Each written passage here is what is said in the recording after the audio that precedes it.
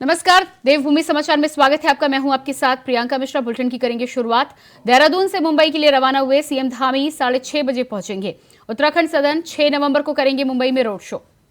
Global investment summit को लेकर करेंगे रोड शो। कल 2 बजे बिजनेस टू गवर्नमेंट की बैठक में भी करेंगे शिरकत।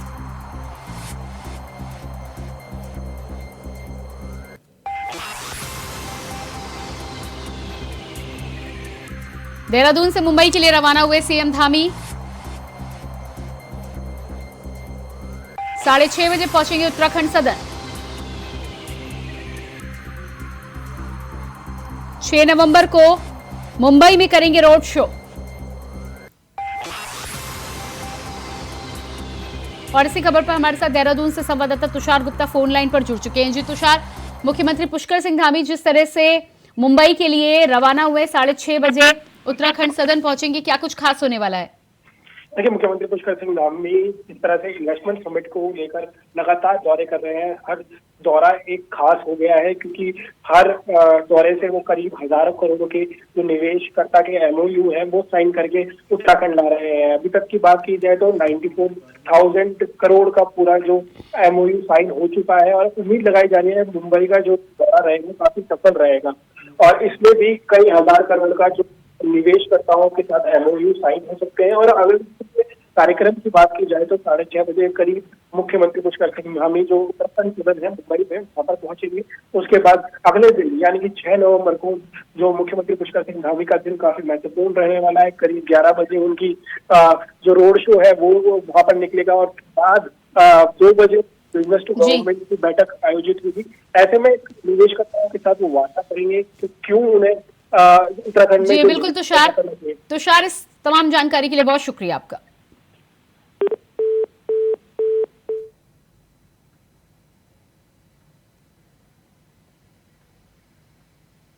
और इसके बाद आइए आपको सीधे लिए चलते हैं छत्तीसगढ़, जहां पर मुख्यमंत्री भूपेश बघेल इस समय लाइव आ रहे हैं। सुनते हैं क्या कुछ कह रहे हैं। हम लोग पहले कहे थे उसमें हम लोग कायम हैं।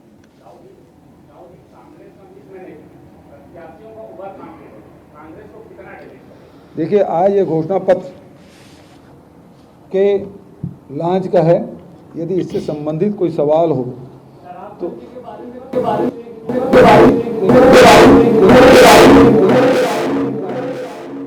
जैसे मैं बोला था उसमें हम लोग कायम हैं क्योंकि ये सामाजिक बुराई है और इसे मिल के हम लोग उसे समाप्त करेंगे। एक मिनट। दूसरी बात यह है कि उसमें एक कदम हम लोगों ने आगे बढ़ाया है कि हमारे 146 ब्लॉक है। 146 ब्लॉक में 85 ब्लॉक है वो हमारे अनुसूचित क्षेत्र में आते हैं और वहाँ हमने पेशा नियम लागू किया है। तो वो अधिकार अब ग्राम सभाओं को उन 85 ब्लॉकों में उनको दिया हुआ है। वो जो फैसला करेंगे सरकार उनके साथ है।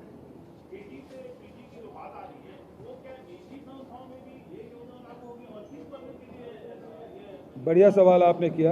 ये केवल शासकीय महाविद्यालयों में ही लागू होगा, चाहे एग्रीकल्चर कॉलेज हो, मेडिकल कॉलेज हो, इंजीनियरिंग कॉलेज हो, नर्सिंग कॉलेज हो, है ना, वो जितने भी वो शासकीय में होगा। और 21 वर्ग के लिए लागू होगा। ये शर्त केवल ये है कि वो छत्तीसगढ़ का निवासी हो, वो चाहे वो अनुसूचित जाति को हो, जनजाति को हो, पिछड़े वर्ग को हो, अल्पसंख्यक हो, अपर क्लास के हो, कोई भी हो। इसका लाभ छत्तीसगढ़ के बाहर के लोगों को नहीं मिलेगा, केवल छत्तीसगढ़ के बच्चों को मिलेगा।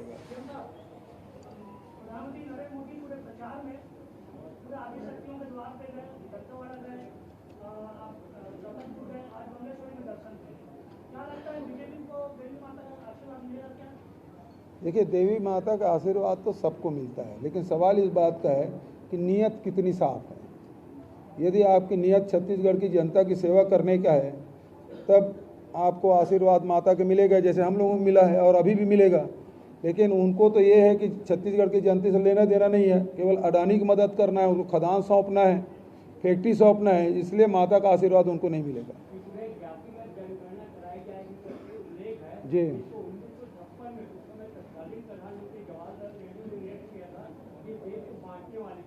जी, उस समय की बात मैं नहीं जानता, लेकिन अभी 2011 में जो जनगणना हुआ उसमें यूपीए की सरकार ने ही जातिगत जनगणना कराई और अब हम प्रधानमंत्री से मांग करते हैं उसे आम पब्लिक के लिए उसको उपलब्ध कराना चाहिए। वो बात हो चुकी है।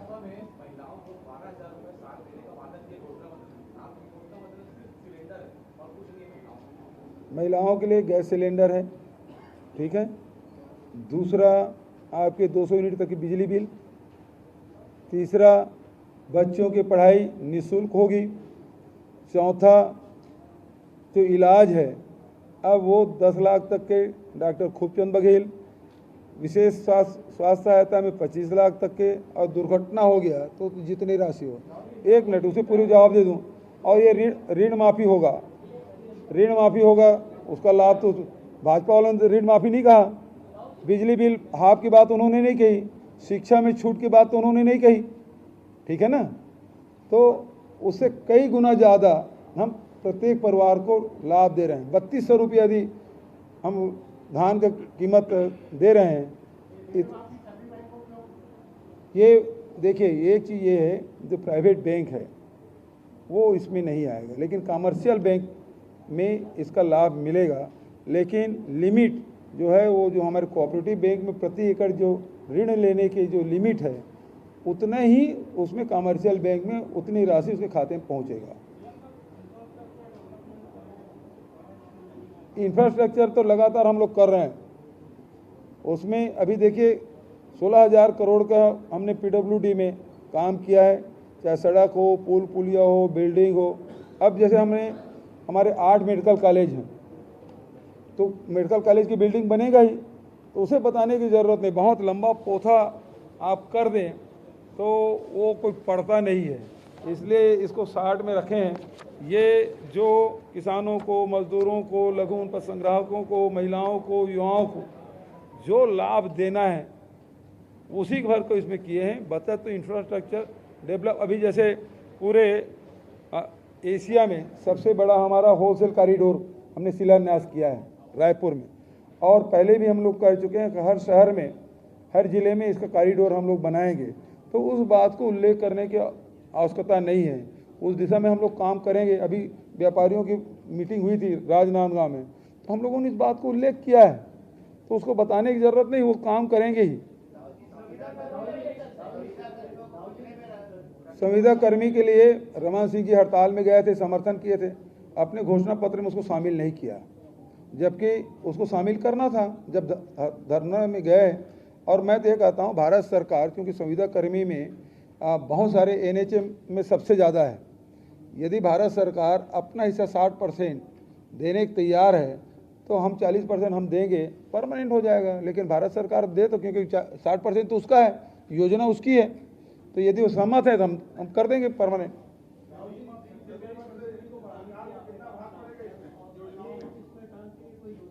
वो तो कर ही रहे हैं दादा, उसमें बताने की क्या जरूरत। मैं क्या बोला कि जो ऑन गोइंग हमारे जितने भी प्रोग्राम हैं वो जारी रहेंगे। जैसे छत्तीसगढ़िया ओलंपिक, आदिवासी नृत्य महोत्सव, रामायण महोत्सव, है ना, और जैसे मॉडल जैतखम बनाने के बाद चाहे वो आदिवासियों के हमारे, चाहे देव गुड़ी, ठाकुर देव, पेन गुड़ी, माता गुड़ी, ये सब जो बन रहे हैं, वो सब काम तो निरंतर चलते ही रहेंगे।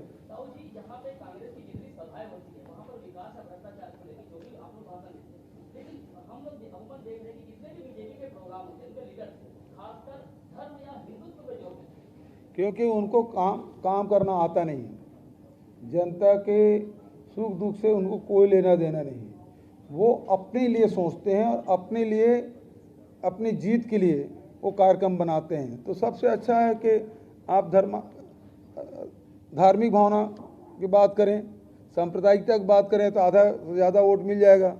लेकिन कभी किसान के, मजदूर के, गरीब के, आदिवासी के, अनुसूचित जाति के, महिलाओं, युवाओं के लिए कोई कार्यक्रम है, ये लोग न बता रहे हैं न ये करने वाले हैं।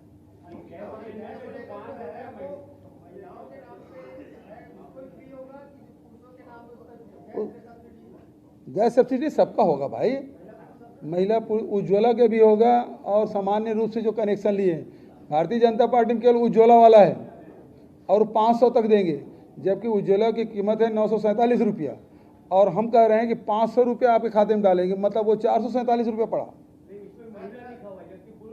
अरे भाई गैस सिलेंडर सामान्यतः महिलाओं के नाम से ही होता है, तो मेरे हर तो भाई आपको भी मिलेगा ना, चिंता मत करिए। हाँ अब अरे ज़्यादा होगा तो उसे नाम चेंज कर लेंगे, क्या फर्क पड़ता है, भाभी जी के नाम से हो जाएगा। अरे रुको भाई, एक साथ करेंगे तो कैसे होगा, एक मिनट। हाँ बोलो।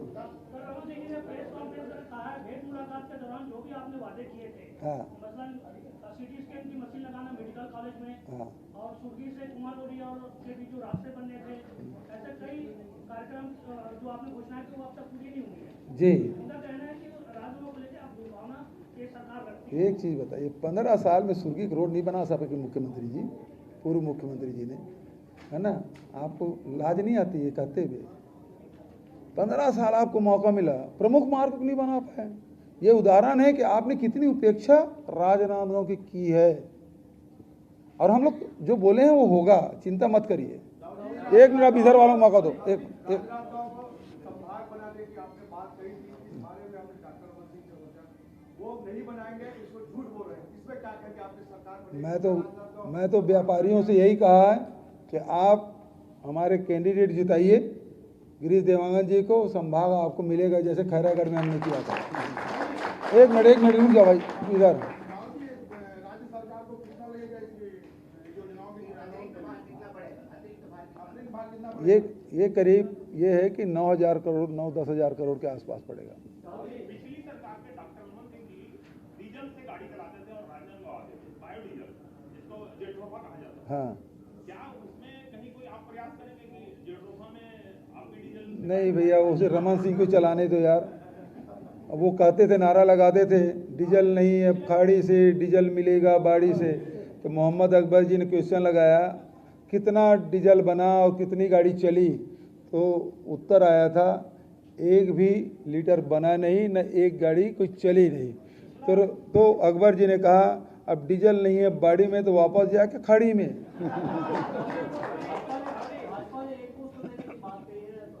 अब वो तो भाई भाजपा वाले देखिए यू टर्न ले लिए हैं। गारंटी किसका दी है? मोदी जी का। एक मिनट यार, एक मिनट, क्वेश्चन तो उत्तर आने दीजिए, मैं आपको भी लूँगा, आपकी क्वेश्चन लूँगा। बहुत महत्वपूर्ण उन्होंने कहा, उन्होंने गारंटी किसकी दी है? मोदी जी का। मोदी जी कल दुर्ग में आए, 3100 रुपये में धान खरीदे, एक बार भी नहीं बोला उन्होंने। बोला अपने भाषण में? नहीं बोला। फिर मोदी गारंटी कैसे? नंबर 2 कि मोदी सरकार ने ही बोनस देने पर प्रतिबंध लगाया है अगस्त 2014 में, और इसी कारण से रमन सिंह जी 2 साल का बोनस नहीं दे पाए। अब सवाल इस बात का है कि समर्थन मूल्य से ज़्यादा है ना 3100 रुपया, आज लगभग 2200 रुपया क्विंटल है धान के। अब 3100 रुपया उन्होंने कहा है तो 900 रुपया अतिरिक्त हुआ, तो ये क्या बोनस नहीं है? और जब प्रतिबंध लगा दिए हैं तो मोदी जी से मैं पूछना चाहता हूँ या भारतीय जनता पार्टी से, वो प्रतिबंध हटा दिए हैं क्या? और प्रतिबंध नहीं हटाए तो देंगे कैसे? हम तो ये बोले हैं कि राजीव गांधी किसान न्याय योजना जो इनपुट सब्सिडी है उसको मिला के आपके धान की कीमत 3200 रुपया होगी, ये हमने कहा, लेकिन उन्होंने तो नहीं कहा ऐसा। तो एक तो यू टर्न मारने वाली बात ये हो गई। दूसरा, वो कहते हैं पंचायतों में नकदी वितरण होगा। एक तरफ कैशलेस की बात करते हैं प्रधानमंत्री जी, डायरेक्ट ट्रांसफ़र करने की बात करते हैं प्रधानमंत्री जी। आज जब हम किसान के खाते में तीसरे दिन पैसा डाल रहे हैं, जैसे कोई लाइन लगना नहीं है, आपके खाते में सीधा ट्रांसफ़र हो रहा है। अब रमन सिंह जी चाहते हैं कि वो पंचायतों से पैसा वितरण हो, मतलब ये है कि 5 साल के लिए अपने कार्यकर्ताओं और अपने खुद के लिए कमीशन की व्यवस्था कर ली है। तो नकदी बटेगा तो क्या होगा? कमीशन खोरी होगी, मुझे पहले दो, तो फिर वही होगा। ठीक है, अब आप बोले। एक मिनट पिछला घोषणा पत्र कांग्रेस का आपके सबसे बड़े लीडर राहुल गांधी ने यहीं से राजनांदगांव से यही इसी होटल से किया था। हाँ। और भारतीय जनता पार्टी के भी सबसे बड़े लीडर अमित शाह घोषणा पत्र को जारी किए हैं, इस बार सीएम यहाँ पर जारी कर रहे हैं, जी इस पे आप क्या कहते हैं? जी ऐसा है, ये घोषणा पत्र केवल राजनांदगांव मैं भर नहीं कर रहा हूँ, राजधानी में शैलजा जी कर रहे हैं, मैं राष्ट्रीय महासचिव। रायपुर में, अंबिकापुर में टी.एस. सिंहदेव जी कर रहे हैं, तो बिलासपुर में शायद मैं कंफर्म नहीं हूँ, लेकिन महंत जी कर रहे हैं, अकबर साहब है वो कंवरधाम कर रहे हैं, तो अलग अलग दीपक बैज जी जगदलपुर से कर रहे हैं।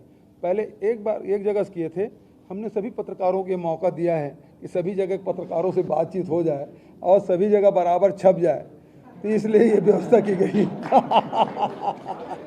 हाँ बोलो भाई। आपने 2018 के घोषणा पत्र में जो भी बात रखी उनको पूरा भी किया।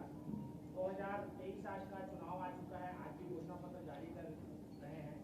मैं एक छोटा सा ध्यान आकर्षण आपको ये कराना चाहता हूँ कि दोनों ही घोषणा पत्र में पत्रकारों के लिए कोई भी घोषणा नहीं की गई, और चूंकि राजनांदगांव से आपने पत्रकारों को एक बहुत अच्छी कॉलोनी भेज दी है ना, तो मैं चाहता हूँ कि इस मंच से भी पत्रकारों के लिए भी कोई इस चुनाव में अच्छी घोषणा कर। देखिए, पत्रकारों के लिए जितना काम हमारे शासनकाल में हुआ, बजट में जितना हमने दी है, उसकी जानकारी आप लोगों को होगी, है ना। अधिमान्यता पत्र पहले बड़ा जटिल था, अब तो ब्लॉक स्तर के पत्रकारों को भी मिलने लगा अधिमान्यता पत्र। उस पत्र के माध्यम से आपको ट्रेन में और दूसरी जगह जो सुविधाएं मिलती है वो मिलेगा। दूसरा, 60 साल से बढ़ा के हमने 62 साल कर दिया। पेंशन है 5,000 बढ़ा के 10,000 कर दिया। जो इलाज है पहले 50,000 था, उसको बढ़ा के 2 लाख कर दिया। और आपके यहाँ कॉलोनी बन गया। और मैं तो हर जगह पत्रकारों से बोलता हूँ, हमको भी ज़मीन चाहिए, तो मैं बोलता राजनांदगांव पत्रकारों से जाके संपर्क करो, वो कैसे ज़मीन हासिल किए, कैसे कॉलोनी बना रहे हैं। वो सभी पत्रकारों के लिए मैंने एक उदाहरण, मैं हर जगह जाता हूँ, कटघोरा भी जाता हूँ या जसपुर भी जाता हूँ या कोंटा या फिर और कहीं भी जाता हूँ, तो उन पत्रकारों को बोलता हूँ कि आप राजनांदगांव पत्रकार साथियों से संपर्क करें और उसी प्रकार से आप ज़मीन आप प्राप्त करें। और भाई पत्रकार सुरक्षा कानून भी हमने बनाया, ठीक है। जगदलपुर में आज योगी जी ने कहा है कि भाजपा जैसे ही शासन में आएगी पहला बुलडोजर कांग्रेस। अब उसके अलावा क्या आता है, पहली बात तो ये है कि वो आदित्यनाथ जी योगी लिखते हैं। मैं तो आदित्यनाथ जी से कहना चाहूँगा 2-4 आसन तो ठीक से सीख लो, तब योगी लिखो। एक आसन तो कर नहीं पाए, हम लोग वीडियो देखे थे, वो एक पैर में खड़े ही नहीं हो पा रहे थे, कैसे योगी है भाई। तो ये थे रायपुर से मुख्यमंत्री भूपेश बघेल लाइव जो पत्रकारों के सवालों का जवाब दे रहे थे। और इसके बाद बात करेंगे अगली खबर की। उत्तराखंड की राजधानी देहरादून स्थित परेड ग्राउंड में बागेश्वर सरकार का दरबार लगा। कार्यक्रम में उत्तराखंड के मुख्यमंत्री पुष्कर सिंह धामी शामिल हुए और बागेश्वर धाम के पीठाधीश्वर धीरेन्द्र कृष्ण शास्त्री से आशीर्वाद लिया। इस दौरान सीएम धामी ने उन्हें संस्कृति का संस्थापक और संरक्षक बताया। उन्होंने कहा कि वे सनातन संस्कृति के संरक्षक के रूप में भारत की सही पहचान को भावी पीढ़ी तक पहुंचाने का दायित्व का निर्वहन कर रहे हैं। साथ ही सीएम धामी ने कहा कि गोस्वामी तुलसीदास जी महाराज ने ठीक ही लिखा है कि बिनु सत्संग विवेक न होई, राम कृपा बिनु सुलभ न सोई। अर्थात सत्संग के बिना विवेक नहीं होता और राम की कृपा के बिना सत्संग सहज नहीं मिलता।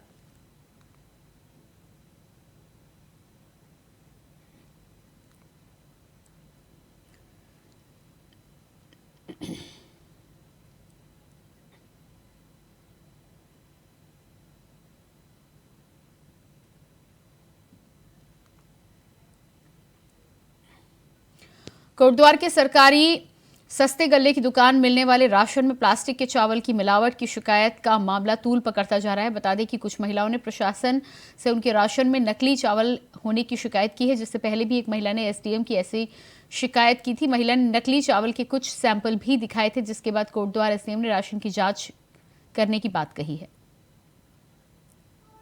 अब इसमें यह कहेंगे कि सरकार द्वारा हमें तो चावल मिल रहा है, राशन हमें मिल रहा है, लेकिन अब इसमें क्या करें, जो ये बड़े लोग दलाल बैठे हुए हैं जो हमारे हिस्से के चावल तो हटा दे रहे हैं, इसमें प्लास्टिक के चावल मिला दे रहे हैं। तो हम किसके पास जाएं, किसके पास कहें, कौन है हमारा सुनने वाला? हम किसके पास बोल नहीं सकते। सारी गली वाले चावल ले रहे हैं, लेकिन बोलने के लिए कोई नहीं जा रहा आगे। मुख्यमंत्री पुष्कर सिंह धामी ने राज्य संपत्ति विभाग के अंतर्गत स्वागती पद पर 8 संस्तुति अभ्यर्थियों को नियुक्त पत्र वितरित किए हैं। इस अवसर पर मुख्यमंत्री ने सभी नवनियुक्त अभ्यर्थियों को बधाई देते हुए उनके उज्जवल भविष्य की कामना की। साथ ही उन्होंने कहा कि आगामी समय में सभी अभ्यर्थी राज्य के विभिन्न अतिथि गृहों में अपनी सेवाएं देंगे। स्वागती के द्वारा किए जाने वाले सरल व सौम्य व्यवहार से ही हम अतिथि देवो भव के सिद्धांत को पूरा कर सकते हैं। मुख्यमंत्री ने यह भी कहा कि सभी नवनियुक्त अभ्यर्थी अपने कर्तव्य का जिम्मेदारी से पालन करें।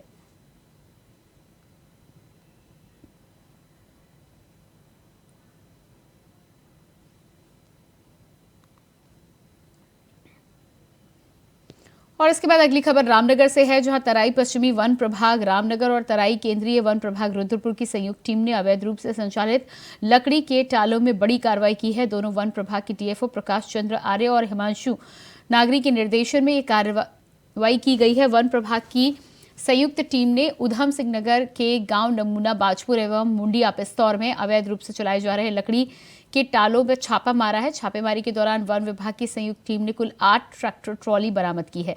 वन विभाग की इस संयुक्त टीम की छापेमारी से लकड़ी के टालों को संचालित करने वाले लोगों में हड़कंप मचा है। इस दौरान दोनों वन विभाग की संयुक्त टीम में 2 एसडीओ और 5 रेंज के वन क्षेत्राधिकारी समेत कई लोग शामिल हैं।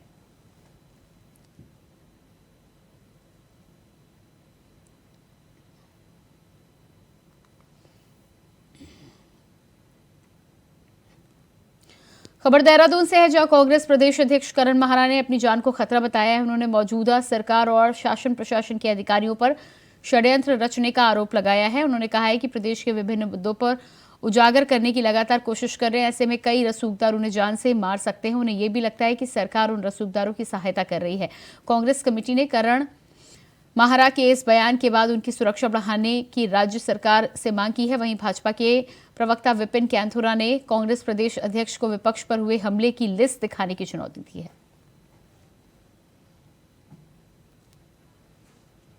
कांग्रेस के प्रदेश अध्यक्ष करण माहरा जी का बयान बड़ा सस्ती लोकप्रियता, सस्ती राजनीति, छोटी राजनीति करने वाला बयान है। मैं उनको ये कहता हूं, ये चैलेंज देता हूं कि भाई बताएं कि विपक्ष के किन किन नेताओं पर इस प्रकार के कोई हमले हुए, सार्वजनिक करें इन चीजों को।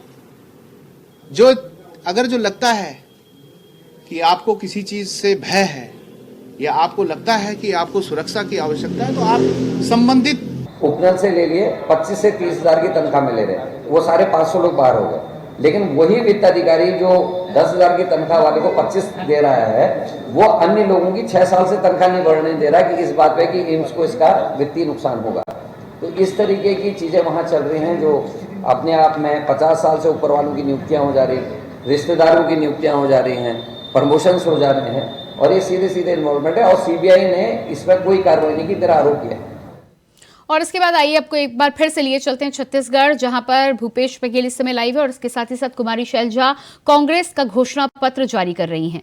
अपने राजस्व को बढ़ाएगी तो भविष्य में कर्ज लेने की आवश्यकता नहीं पड़ेगी। कर्जे पर